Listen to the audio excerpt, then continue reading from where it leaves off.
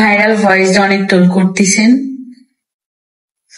আমার ওই দিন লাইভে যাওয়ার কারণ একটাই ছিল, আমার হাজবেন্ডকে নিয়ে কেউ কিছু বললে আমি ছাড়বো না।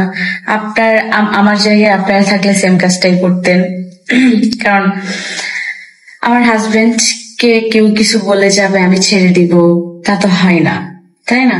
তো সেই ক্ষেত্রে আমার মাথা গরম হয়ে গেছিল, এই জন্য আমি লাইভে যে এইভাবে কথা বলছি। তো তার জন্য সরি, সবাই দোয়া করবেন। আল্লাহ হাফিজ। কয় কি রে পাঙ্গাস মুখে, আমরাও নাকি ওর মতো মাথা খারাপ হলে ওর মতো এই ভাষা ছাড়বো? ভাবা যায়?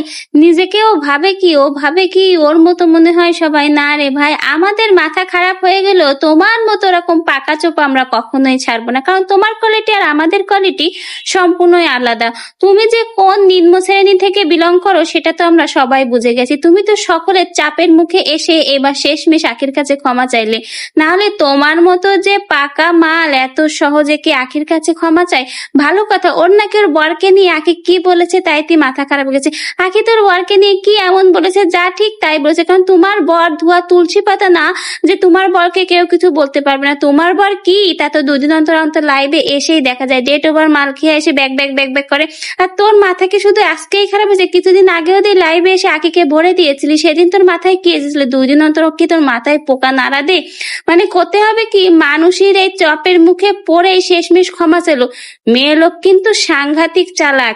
এত কিছু হয়ে গেল তারপরে দেখুন একটুও কিন্তু ঠসেনি, আবার বড় বড় চোপা নিয়ে এসে লাইভে ক্ষমা চায়। ও কিন্তু মন থেকে ক্ষমা চায়নি, মানুষের চাপের মুখে এসেই কিন্তু এই ক্ষমা চাইলো।